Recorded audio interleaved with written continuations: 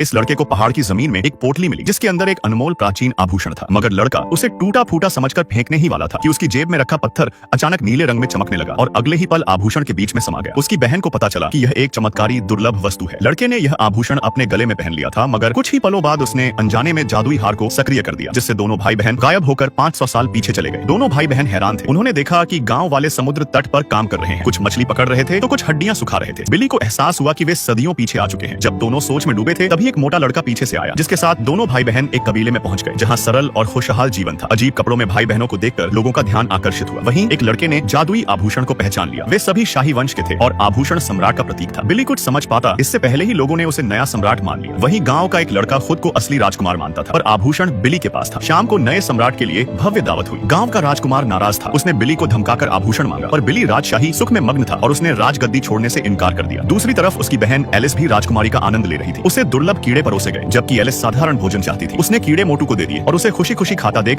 Alice को उल्टी हो गई। सोने का समय आ चुका था। तभी गांव की सबसे सुंदर लड़की आई, जिसे रानी बनाने के लिए चुना गया था। बिली को सब कुछ सपना जैसा लग रहा था, मगर गांव का राजकुमार लड़की के रानी बनने से क्रोधित था, क्योंकि वह उसे पसंद करता था। उसने प्रतिज्ञा ली कि वह राजगद्दी वापस लेगा। दूसरी तरफ एक क्रूर जादूगर भी आभूषण की खोज में था। जादूगर बहुत ही बेरहम और खूंखार था। वह लोगों को 1000 साल पुरानी ड्रैगन की गुफा में फेंक देता था। उसने गांव पर हमला कर सभी को बंधक बना लिया। चतुर बिली कुछ दोस्तों के साथ भागने में सफल रहा, मगर उसकी बहन अनजाने में जादूगर के हाथ लग गई। बिली के पास कोई विकल्प नहीं था। बहन को बचाने के लिए उसने जादुई आभूषण जादूगर की तरफ फेंक दिया और मौका पाकर वह बहन और दोस्तों के साथ झरने से कूद गया। जब वे जागे तो चारों तरफ गहरी घाटी थी, जहां ऊंची ऊंची चट्टानें थी। गांव वालों को बचाने के लिए वे जोखिम उठाकर पहाड़ पर चढ़ने लगे, मगर ऊपर पहुंचते ही उन्होंने एक अलग थलग झोपड़ी देखी। आसपास जंगली फल थे। भूखे बच्चे झोपड़ी के मालिक से खाना मांगने गए, लेकिन बूढ़ा मालिक बहुत गुस्सैल था। उसने बच्चों को बाहर जाने के लिए कह दिया। बूढ़ा एक मूर्तिकार था जो पहले राजा के लिए तोपें और हथियार बनाता था। जब बिली ने बताया कि वह भी राजवंशी है, तो बूढ़ा उन्हें खाना देने और आत्मरक्षा करना सिखाने को राजी हुआ। उसने एलिस को अनानास से बम बनाना सिखाया, जो बहुत शक्तिशाली था। मोटू ने जहर बनाना सीख लिया। बिली ने जंगल में जीवित रहने के कौशल सीखे। अब जंगल उसका घर बन गया था। लेकिन गांव का राजकुमार केवल फल काटना ही सीख पाया, जिससे वह नाखुश था। कुछ दिनों बाद जादूगर के लोग बच्चों का ठिकाना ढूंढ लेते हैं। बिली ने सबको बचाने के लिए एक पेड़ से दूसरे पेड़ तक रस्सी बांधकर एक पुल बनाया और सभी उस पर लटकते हुए चट्टान की दूसरी तरफ पहुंच गए। मगर आधे महीने तक छिपने के बाद भी जादूगर के लोगों ने उन्हें पकड़ लिया। निहत्थे बच्चे भागने की बहुत कोशिश करते हैं, मगर 200 किलो के मोटू के नीचे गिरने से तीनों लड़के पकड़े जाते हैं। उन्हें सुअर के पिंजरे में डाल दिया गया और जादूगर के पास ले जाया जा रहा था। जादूगर के लोग ताकतवर जरूर थे, पर दिमाग से कमजोर थे। इसी का फायदा उठाकर एलिस और बूढ़े चाचा ने पटाखों से उनका ध्यान भटकाया और कैदियों को आजाद कर दिया। बूढ़ा चाचा एक छिपा हुआ योद्धा था। उसने 2 दुष्टों को मार गिराया। फिर जब वे ड्रैगन द्वीप पर जाने लगे तो दुष्टों ने धोखे से हमला कर बूढ़े को मार दिया था और बच्चे लकड़ी पकड़कर समुद्र में बह गए। दिन रात तैरने के बाद वे एक द्वीप पर पहुंचे, जहां उन्हें एक गहरी गुफा मिली। यह गुफा जादूगर की थी और अंदर लोग एक रस्म कर रहे थे। जादुई हार जादूगर की गर्दन में था। बिली गुफा के छेद से अंदर घुसा और जादूगर की गहरी नींद में अनमोल हार उसके गले से निकालने लगा, मगर उसी पल जादूगर अचानक जाग उठा। उसने बिली को पकड़कर जेल में डाल दिया था।